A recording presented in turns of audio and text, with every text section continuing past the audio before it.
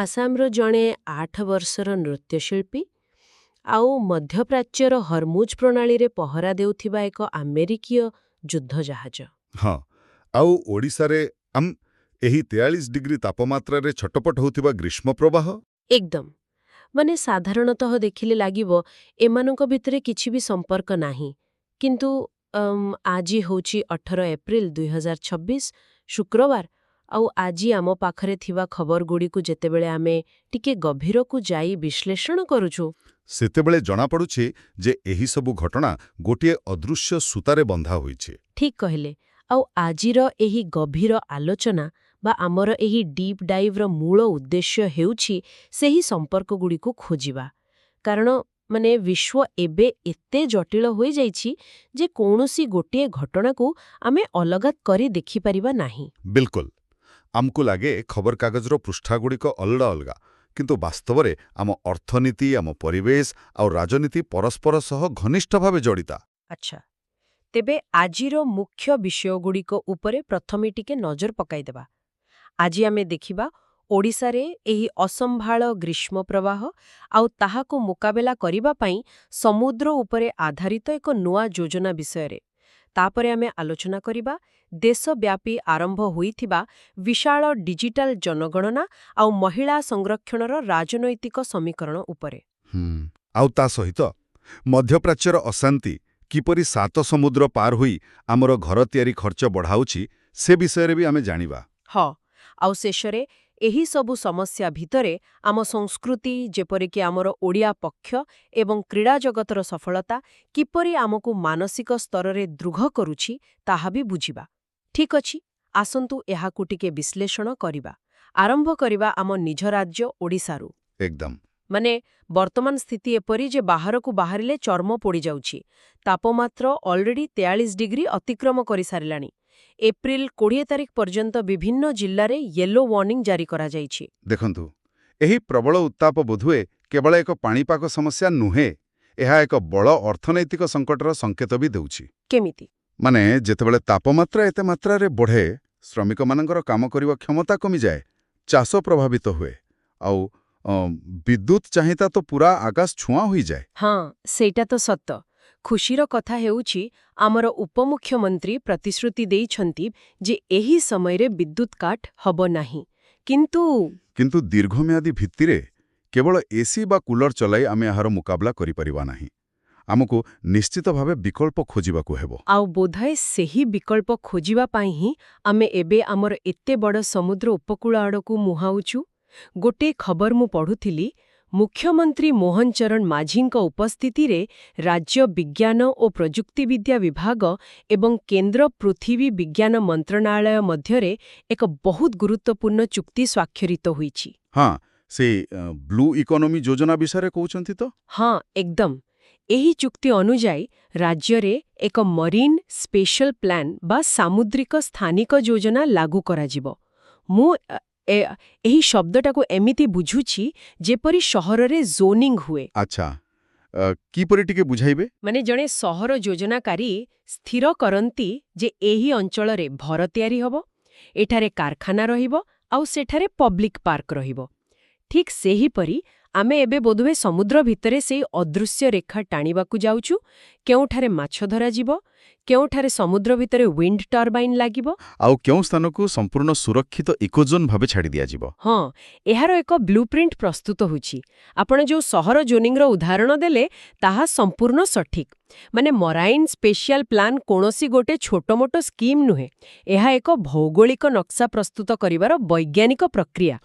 କାରଣ ଆମେ ଦୀର୍ଘଦିନ ଧରି ମହାସାଗରକୁ ବିନା ହିସାବରେ କେବଳ ଶୋଷଣ ହିଁ କରିଆସିଛୁ। ବିଲକୁଲ। ଏବେ ବ୍ଲୁ ଇକୋନୋମି ବା ଏହି ନୀଳ ଅର୍ଥନୀତିକୁ ସୁବ୍ୟବସ୍ଥିତ କରିବା ପାଇଁ ଏକ ଢାଞ୍ଚା ଦରକାର, ଯାହାଦ୍ୱାରା ପର୍ଯ୍ୟଟନ ବି ବଢ଼ିବ, ମତ୍ସ୍ୟଜୀବୀଙ୍କ ଜୀବିକା ବି ସୁରକ୍ଷିତ ରହିବ, ଆଉ ପରିବେଶ ବି ନଷ୍ଟ ହେବ ନାହିଁ। ବହୁତ ବଢ଼ିଆ କଥା। କିନ୍ତୁ ଗୋଟିଏ ମୁହୂର୍ତ୍ତ ଏଠି ଅଟକିବା। ମୋ ମନରେ ଏଠାରେ ଗୋଟିଏ ଛୋଟ ସନ୍ଦେହ ଆସୁଛି। କୁହନ୍ତୁ। ଯଦି ଜଳବାୟୁ ପରିବର୍ତ୍ତନ ଯୋଗୁଁ ସ୍ଥଳଭାଗର ତାପମାତ୍ରା 44 ଡିଗ୍ରୀ ଛୁଉଁଛି, ତେବେ ନିଶ୍ଚିତ ଭାବରେ ସମୁଦ୍ର ବି ତ ଗରମ ହେଉଥିବ ନା? ଆମେ ମରାଇନ୍ ହିଟୱେଭ୍ ବିଷୟରେ ଶୁଣୁଛୁ, ସମୁଦ୍ର ପତନ ବଢ଼ୁଛି, ବାତ୍ୟା ଆହୁରି ଭୟଙ୍କର ହେଉଛି। ତାହେଲେ ସମୁଦ୍ର ଉପରେ ନିର୍ଭର କରିବାଟା କେତେ ଦୂର ଠିକ୍ ହେବ? ହଁ, ଯେଉଁ ସମୟରେ ସମୁଦ୍ର ନିଜେ ଏତେ ଅସ୍ଥିର, ସେତେବେଳେ ଆମ ଅର୍ଥନୀତିର ଗୋଟେ ବଡ଼ ଅଂଶକୁ ସେଠି ଇନଭେଷ୍ଟ କରିବା କେମିତି ସୁରକ୍ଷିତ ହେବ? ଦେଖନ୍ତୁ, ଯଦି ଆମେ ଏହାକୁ ବୃହତ୍ତର ଦୃଷ୍ଟିକୋଣରୁ ଦେଖିବା, ଆପଣଙ୍କର ଏହି ଆଶଙ୍କାଟି ଏକଦମ ସ୍ୱାଭାବିକ। କିନ୍ତୁ ଏଠାରେ ବିଜ୍ଞାନ କିପରି କାମ କରେ ତାହା ଟିକେ ବୁଝିବାକୁ ହେବ। ସମୁଦ୍ରର ଜଳଧାରଣ କ୍ଷମତା ଆଉ ତାପମାତ୍ରା ଗ୍ରହଣ କରିବାର କ୍ଷମତା ସ୍ଥଳଭାଗ ତୁଳନାରେ ବହୁତ ଅଧିକ। ଆଚ୍ଛା। ହଁ, ସମୁଦ୍ର ନିଶ୍ଚିତ ଗରମ ହେଉଛି, କିନ୍ତୁ ସ୍ଥଳଭାଗ ଯେଉଁ ବେଗରେ ଶୁଖିଯାଉଛି, ସମୁଦ୍ର ସେତେ ଶୀଘ୍ର ନଷ୍ଟ ହୁଏ ନାହିଁ। ଆଉ ସବୁଠୁ ବଡ଼ କଥା ହେଲା, ଆମର ଏହି ମରାଇନ୍ ସ୍ପେଶିଆଲ ପ୍ଲାନ୍ର ମୂଳ ଲକ୍ଷ୍ୟ ହିଁ ହେଉଛି ପରିବେଶକୁ ବଞ୍ଚାଇବା। ଆମେ କେବଳ ବାହାରକୁ ଯାଇ ସମ୍ପଦ ଉଠାଇ ଆଣିବା କଥା ଏଠି କହୁନାହୁଁ। ଓହୋ, ମାନେ ଏହା କେବଳ ବିଜନେସ୍ ନୁହେଁ। ନା, ଏକଦମ ନୁହେଁ। ବରଂ ମ୍ୟାଙ୍ଗ୍ରୋଭ୍ ଜଙ୍ଗଲ ଆଉ ସାମୁଦ୍ରିକ ଇକୋସିଷ୍ଟମକୁ କିପରି ସୁରକ୍ଷା ଦିଆଯିବ ତାହାର ବି ଯୋଜନା କରୁଛୁ। ଯଦି ସମୁଦ୍ରର ଇକୋସିଷ୍ଟମ ସୁସ୍ଥ ରହେ, ତେବେ ତାହା ବାତ୍ୟା ଆଉ ସମୁଦ୍ର ପତନ ବୃଦ୍ଧିକୁ ରୋକିବାରେ ଏକ ପ୍ରାକୃତିକ ପ୍ରାଚୀର ବା ୱାଲ୍ ଭାବେ କାମ କରିବା। ଏହା ଏକାକାରରେ ଆମର ଅର୍ଥନୀତି ଏବଂ ପରିବେଶ ଉଭୟର ରକ୍ଷା କବଚ। ବୁଝିଗଲି। ଏହାର ଅର୍ଥ ହେଲା, ଆମେ ବିପଦ ସମୟରେ କିଛି ଅନ୍ଧ ଭାବରେ କାମ ନ କରି ତଥ୍ୟ ଏବଂ ମ୍ୟାପିଂ ଉପରେ ଅଧିକ ନିର୍ଭର କରୁଛୁ। ଆମେ ଆମର ଭୌଗୋଳିକ ସମ୍ପଦକୁ ମ୍ୟାପ୍ କରୁଛୁ। ହଁ, ବିନା ଡାଟାରେ ଏବେ କିଛି ହୋଇପାରିବା ନାହିଁ। ସତ କଥା। ଏବେ ଭୌଗୋଳିକ ସମ୍ପଦରୁ ଟିକେ ଆଗକୁ ଯାଇ ଯଦି ଆମେ ଦେଶର ମାନବ ସମ୍ପଦ ବିଷୟରେ ଚିନ୍ତା କରିବା, ତେବେ ସେଠାରେ ବି ଏହି ମ୍ୟାପିଂ ବା ତଥ୍ୟ ସଂଗ୍ରହର ଆବଶ୍ୟକତା ସବୁଠୁ ଅଧିକ ଜରୁରୀ।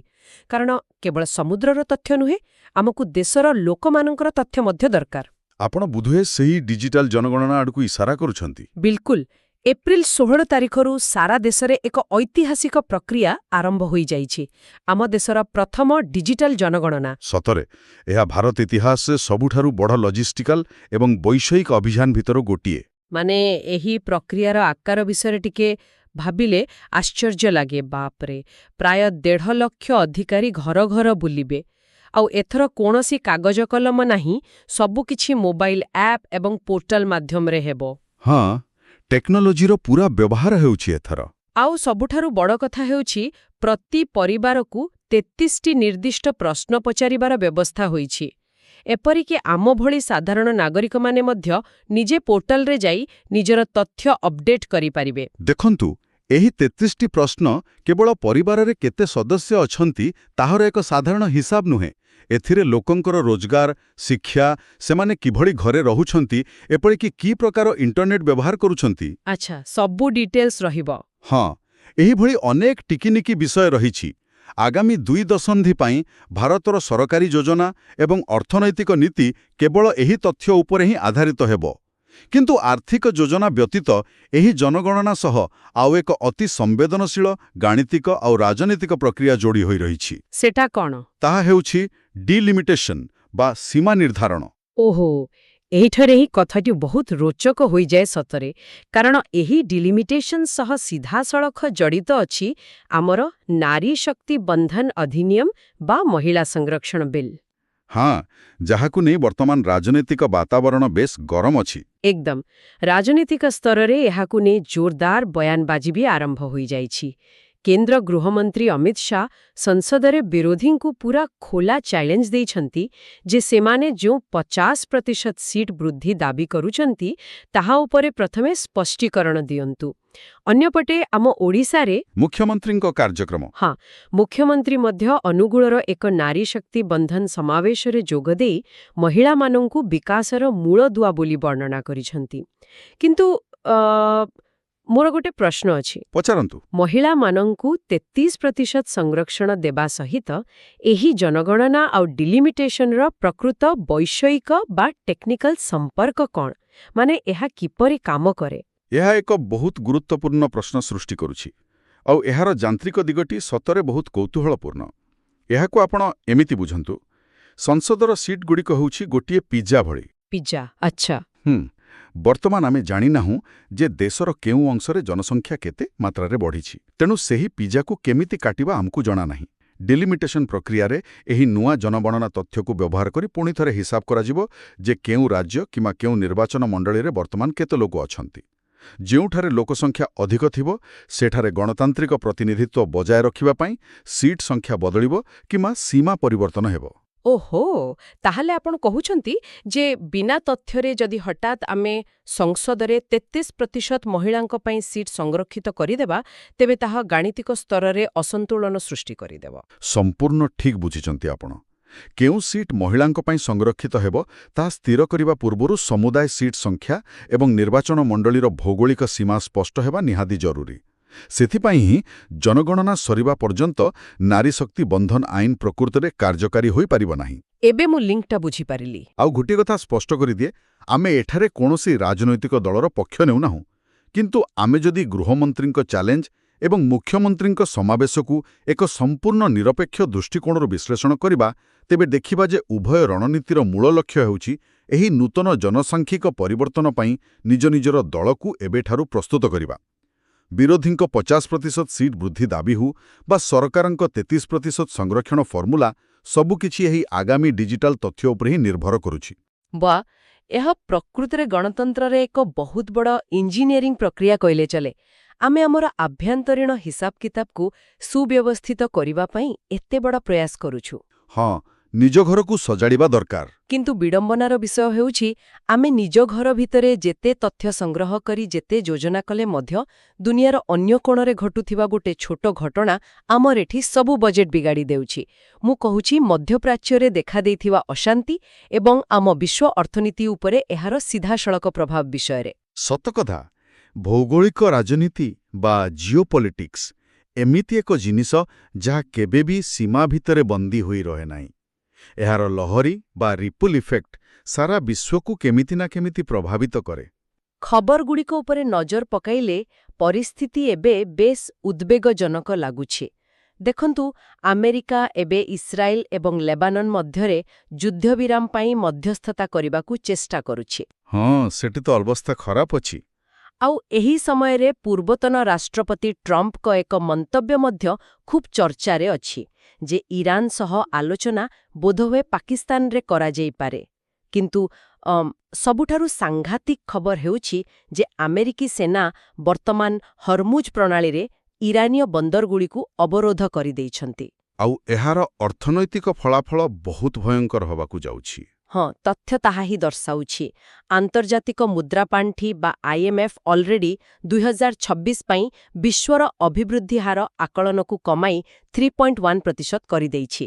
ଏପଟେ ଆମ ଦେଶ ଭିତରେ ଦେଖିଲେ NMDC, ଯାହାକି ଆମର ଏକ ବୃହତ୍ ଖଣିଜ ଉତ୍ତୋଳନକାରୀ ସଂସ୍ଥା, ସେମାନେ ଲୁହାପଥର ଦରକୁ ଏକାଥରକେ 11.1% ବୃଦ୍ଧି କରିଦେଇଛନ୍ତି। ବାପରେ, 11%? ଆଉ ଖାଲି ସେତିକି ନୁହେଁ, ଆଲ୍ୟୁମିନିୟମ ଦର ବିଶ୍ୱବ୍ୟାପୀ ଗତ 4 ବର୍ଷର ସର୍ବୋଚ୍ଚ ସ୍ତରରେ ପହଞ୍ଚିଯାଇଛି।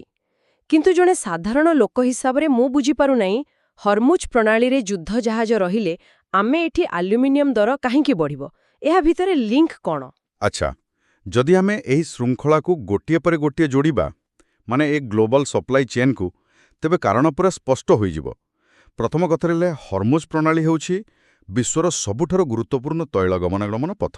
ହଁ, ପୃଥିବୀର ପ୍ରାୟ 20% ଖଣିଜ ତୈଳ ଏବଂ ତରଳ ପ୍ରାକୃତିକ ଗ୍ୟାସ୍ ଏହି ଛୋଟିଆ ସମୁଦ୍ର ରାସ୍ତା ଦେଇ ଯାଇଥାଏ। ଯେତେବେଳେ ସେଠାରେ ସାମରିକ ଅବରୋଧ ହୁଏ, ପ୍ରଥମେ ବୀମା କମ୍ପାନୀଗୁଡ଼ିକ ଆତଙ୍କିତ ହୋଇ ଜାହାଜଗୁଡ଼ିକର ଇନ୍ସ୍ୟୁରାନ୍ସ ରାଶିକୁ ବହୁଗୁଣିତ କରିଦିଅନ୍ତି, କିମ୍ବା ଜାହାଜ ଚଳାଚଳ ସମ୍ପୂର୍ଣ୍ଣ ବନ୍ଦ ହୋଇଯାଏ। ଓହୋ, ଫଳରେ ବିଶ୍ୱ ବଜାରରେ ତେଲ ଏବଂ ଗ୍ୟାସ୍ ଦର ହଠାତ୍ ବଢ଼ିଯାଏ। ଏକଦମ ଠିକ୍। ଆଉ ଶ୍ରୋତାମାନଙ୍କ ପାଇଁ ଏଠି ପ୍ରଶ୍ନ ହେଉଛି, ତେଲ ଦର ବଢ଼ିଲେ ଆଲୁମିନିୟମ ସହ ତାର ସମ୍ପର୍କ କ'ଣ? ହଁ, ସେଇଆ ତ ମୁଁ ପଚାରୁଥିଲି। ଠିକ୍ ଅଛି, ତେଲ ଦର ବଢ଼ିଲା, କିନ୍ତୁ ଆଲୁମିନିୟମ କାହିଁକି ମହଙ୍ଗା ହେବ? କାରଣ ଆଲୁମିନିୟମ ହେଉଛି ଏକ ପ୍ରକାରର କଠିନ ବିଦ୍ୟୁତ୍ ବା ସଲିଡ୍ ଇଲେକ୍ଟ୍ରିସିଟି। ଆଲୁମିନିୟମ ଉତ୍ପାଦନ କିମ୍ବା ସ୍ମେଲ୍ଟିଂ କରିବା ପ୍ରକ୍ରିୟାରେ ପ୍ରଚୁର ପରିମାଣରେ ଶକ୍ତି ବା ବିଦ୍ୟୁତ୍ ଆବଶ୍ୟକ ହୁଏ। କୁହାଯାଏ ଯେ ଗୋଟିଏ ଟନ୍ ଆଲୁମିନିୟମ ତିଆରି କରିବା ପାଇଁ ଯେତିକି ବିଦ୍ୟୁତ୍ ଦରକାର, ସେଥିରେ ଗୋଟିଏ ସାଧାରଣ ପରିବାର ବର୍ଷ ବର୍ଷ ଧରି ଚଳିଯିବ। ବାପରେ, ଏତେ ପାୱାର ଲାଗେ? ହଁ, ତେଣୁ ଯେତେବେଳେ ମଧ୍ୟପ୍ରାଚ୍ୟରେ ଅଶାନ୍ତି ଯୋଗୁଁ ବିଶ୍ୱସ୍ତରରେ ଶକ୍ତି ବା ଏନର୍ଜି ମହଙ୍ଗା ହୋଇଯାଏ, ସେତେବେଳେ ଆଲୁମିନିୟମ ଏବଂ ଲୁହା ଭଳି ଧାତୁ ଉତ୍ପାଦନ ଖର୍ଚ୍ଚ ସିଧାସଳଖ ଆକାଶଛୁଆଁ ହୋଇଯାଏ। ଏହା ହିଁ ହେଉଛି ବିଶ୍ୱ ଯୋଗାଣ ଶୃଙ୍ଖଳାର ଏକ ସାଇଡ୍ ଏଫେକ୍ଟ। ବାଃ, ଏହା ପ୍ରକୃତରେ ଚମକାଇ ଦେବା ଭଳି ତଥ୍ୟ। ଅର୍ଥାତ୍ ଏହାକୁ ଆମେ ଆମର ଦୈନନ୍ଦିନ ଜୀବନ ସହ ଯୋଡ଼ି ଦେଖିଲେ କଟକ କିମ୍ବା ଭୁବନେଶ୍ୱରରେ ଯେଉଁ ଲୋକଟି ଆଜି ନିଜ ସ୍ୱପ୍ନର ଘର ତିଆରି ଆରମ୍ଭ କରୁଛି, ସେ ହୁଏତ ଭାବୁଥିବ ଯେ ଠିକାଦାର ତାକୁ ଠକୁଛି, କାରଣ ଝରକାର ଆଲୁମିନିୟମ ଫ୍ରେମ୍ ଏବଂ ଛାତର ଲୁହା ରଡ୍ ଦର ହଠାତ୍ ବଢ଼ିଯାଇଛି। ହଁ, ଲୋକେ ସାଧାରଣତଃ ଦୋକାନୀକୁ ଗାଡ଼ି ଦିଅନ୍ତି। କିନ୍ତୁ ପ୍ରକୃତରେ ତାଙ୍କ ପକେଟ୍ କାଟୁଛି ଆମେରିକା ଏବଂ ଇରାନ ମଧ୍ୟରେ ଚାଲିଥିବା ଏକ ଭୌଗୋଳିକ ଛକାପଞ୍ଜା। ଏକଦମ ଠିକ୍ କହିଲେ। ଆଜିର ପୃଥିବୀରେ ମୁଦ୍ରାସ୍ଫୀତି ବା ଇନଫ୍ଲେସନ୍ କେବଳ ଏକ ଆଭ୍ୟନ୍ତରୀଣ ସମସ୍ୟା ହୋଇ ରହିନାହିଁ। ବାହାରର ଯେକୌଣସି ବିଶ୍ୱସ୍ତରୀୟ ଟ୍ରାଫିକ୍ ଜାମ୍ ଆମ ଘରର ରୋଷେଇଶାଳାର ବଜେଟକୁ ଦୋହଲାଇ ଦେଇପାରେ। ତେବେ ଏସବୁର ପ୍ରକୃତ ଅର୍ଥ କ'ଣ? ଯଦି ଆମେ ଦେଖିବା, ଗୋଟିଏ ପଟେ ଆମେ 43 ଡିଗ୍ରୀ ଉତ୍ତାପ ଭିତରେ ବାହାରକୁ ଯାଇ କାମ କରିପାରୁନାହୁଁ, ଅନ୍ୟପଟେ ଯୁଦ୍ଧ ଆଉ ମହଙ୍ଗା ମାଡ଼ରେ ଘର ତିଆରି କରିବା ବି କଷ୍ଟକର ହୋଇପଡ଼ୁଛି। ଚାରିଆଡ଼ୁ କେବଳ ଚାପ ଏବଂ ଚାପ। ଏହି ଅର୍ଥନୈତିକ ଏବଂ ପରିବେଶଗତ ସଙ୍କଟ ଭିତରେ ଜଣେ ସାଧାରଣ ମଣିଷ ବଞ୍ଚିବ କିପରି? ଏହା ଏକ ବହୁତ ବଡ଼ ଚିନ୍ତାର ବିଷୟ। କିନ୍ତୁ ଏତିକିବେଳେ ଆମ ପାଖରେ ଥିବା ପରବର୍ତ୍ତୀ ଖବରଗୁଡ଼ିକ ଆମକୁ ଏକ ପ୍ରକାରର ଆଶ୍ୱାସ୍ତି ଆଣିଦେଉଛି। ଏହା ପ୍ରମାଣ କରୁଛି ଯେ ଯେତେବେଳେ ଭୌତିକ ସମ୍ପଦର ଅଭାବ ଦେଖାଦିଏ, ମାନବୀୟ ଚେତନା ଏବଂ ଆମର ସଂସ୍କୃତି ହିଁ ଆମକୁ ବାନ୍ଧି ରଖେ। ଏହା ଏକ ମାନବୀୟ ପ୍ରବୃତ୍ତି। ସମସ୍ୟା ଯେତେ ବଡ଼ ହେଲେ ମଧ୍ୟ ଆମ ସାଂସ୍କୃତିକ ପରିଚୟ ଏବଂ ସୃଜନଶୀଳତା ଆମକୁ ଆଗକୁ ବଢ଼ିବାକୁ ସବୁବେଳେ ପ୍ରେରଣା ଦିଏ। ବିଲକୁଲ। ଆମ ରାଜ୍ୟରେ ଏପ୍ରିଲ 1ରୁ ଆରମ୍ଭ ହୋଇଥିବା ଓଡ଼ିଆ ପକ୍ଷ 2026ର ସଫଳ ସମାପନ 14 ତାରିଖରେ ହୋଇଛି। ଆପଣ ବି ବୋଧେ ଦେଖିଥିବେ, ଏହି 14 ଦିନ ଧରି 14ଟି ଭିନ୍ନ ଭିନ୍ନ ଥିମ୍କୁ ନେଇ ସାରା ରାଜ୍ୟ ନିଜର ଭାଷା, କଳା, ସାହିତ୍ୟ ଏବଂ ପରମ୍ପରାକୁ କେତେ ଧୁମଧାମରେ ପାଳନ କଲା। ହଁ, ସୋସିଆଲ ମିଡିଆରେ ତ ପୁରା ଛାଇ ଯାଇଥିଲା। ମୁଖ୍ୟମନ୍ତ୍ରୀ ଏହାକୁ ଏକ ସାଂସ୍କୃତିକ ଜାଗରଣ ବୋଲି ଆଖ୍ୟା ଦେଇଛନ୍ତି। ଆଉ କେବଳ ରାଜ୍ୟ ଭିତରେ ନୁହେଁ, ବରଂ ଅହମ୍ମଦାବାଦ ଭଳି ସହରରେ ମଧ୍ୟ ପ୍ରବାସୀ ଓଡ଼ିଆମାନେ ଓଡ଼ିଶା ପର୍ବ 2026କୁ ଅତ୍ୟନ୍ତ ଉତ୍ସାହର ସହ ପାଳନ କରିଛନ୍ତି। ଏହା ଖୁବ୍ ଗର୍ବର ବିଷୟ। ଆଉ ଖେଳ କ୍ଷେତ୍ରରେ ବି ଆମେ ପଛରେ ନାହୁଁ। ହଁ, ଯଦି ଆମେ କ୍ରୀଡ଼ା ଜଗତ କଥା ଦେଖିବା, ତେବେ ରାଉରକେଲାରେ ହେବାକୁ ଥିବା FIH ପ୍ରୋ ଲିଗ୍ ପାଇଁ ଭାରତୀୟ ପୁରୁଷ ଦଳରେ ଆମର 5 ଜଣ ଓଡ଼ିଆ ଖେଳାଳି ସ୍ଥାନ ପାଇଛନ୍ତି।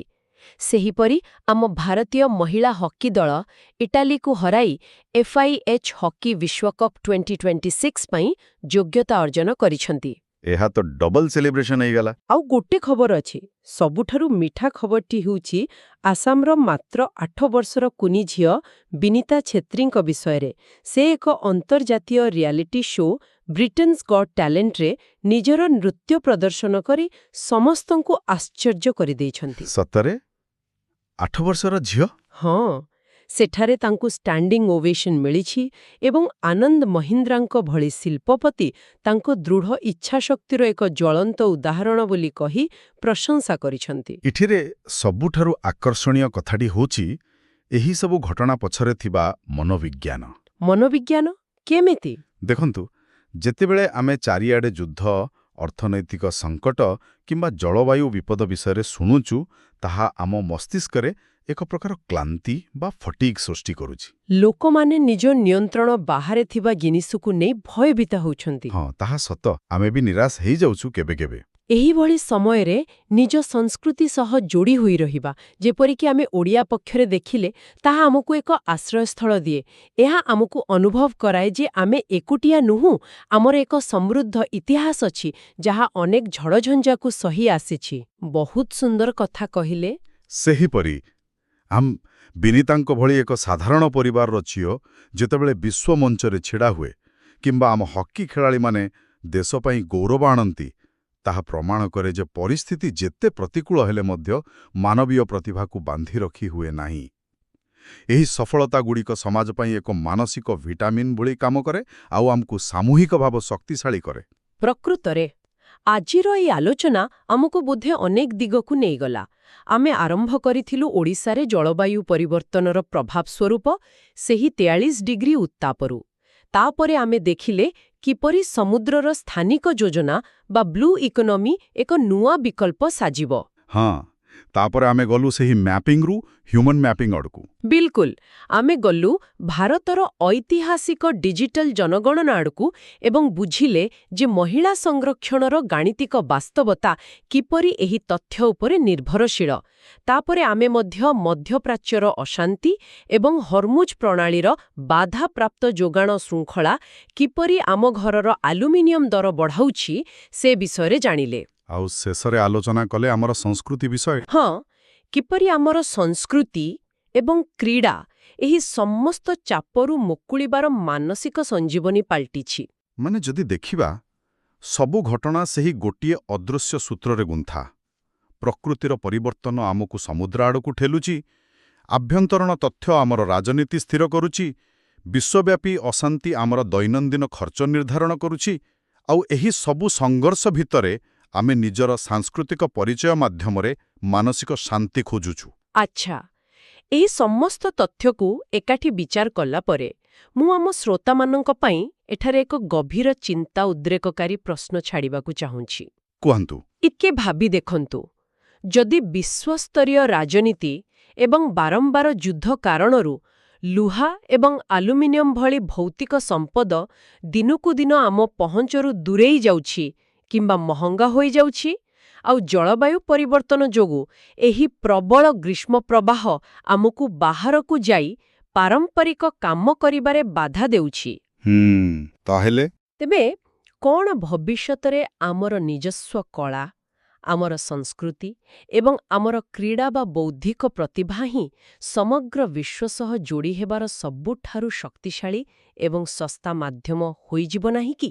ମାନେ ଯେତେବେଳେ ଖଣିଜ ସମ୍ପଦ ଏବଂ ଭୌତିକ ବସ୍ତୁ ସୀମିତ ହୋଇଯିବ, ସେତେବେଳେ ଅସୀମ ମାନବୀୟ ପ୍ରତିଭା ଏବଂ ସୃଜନଶୀଳତା କ'ଣ ଆମ ସମାଜର ସବୁଠାରୁ ବଡ଼ ଏବଂ ମୂଲ୍ୟବାନ ସମ୍ପତ୍ତି ପାଲଟିବ ନାହିଁ? ବାଃ, ପ୍ରକୃତରେ ଏହା ଏକ ଅତି ଯୁକ୍ତିଯୁକ୍ତ ପ୍ରଶ୍ନ। ଭୌତିକ ସମ୍ପଦ ଦିନେ ନା ଦିନେ ନିଶ୍ଚୟ ସରିଯିବ, କିନ୍ତୁ ମାନବୀୟ ସୃଜନଶୀଳତାର କୌଣସି ସୀମା ନାହିଁ। ଆଗାମୀ ଯୁଗ ବୋଧହୁଏ ସେହି ସୃଜନଶୀଳତାରେ ହିଁ ହେବ। ହଁ, ଆଶା କରୁଛି ଶ୍ରୋତାମାନେ ଏହା ଉପରେ ନିଶ୍ଚୟ ବିଚାର କରିବେ। ତେବେ ଏହି ଗଭୀର ଚିନ୍ତାଧାରା ସହିତ ଆଜିର ଏହି ଆଲୋଚନାକୁ ଆମେ ଏଠାରେ ରଖୁଛୁ। ଆସନ୍ତା ଥର ପୁଣି କିଛି ନୂତନ ତଥ୍ୟ, ନୂଆ ଖବର ଏବଂ ନୂଆ ବିଶ୍ଳେଷଣ ସହ କଥା ହେବା। ଆମ ସହ ଏହି ଯାତ୍ରାରେ ସାମିଲ ହୋଇଥିବାରୁ ଅନେକ ଅନେକ ଧନ୍ୟବାଦ। ନମସ୍କାର।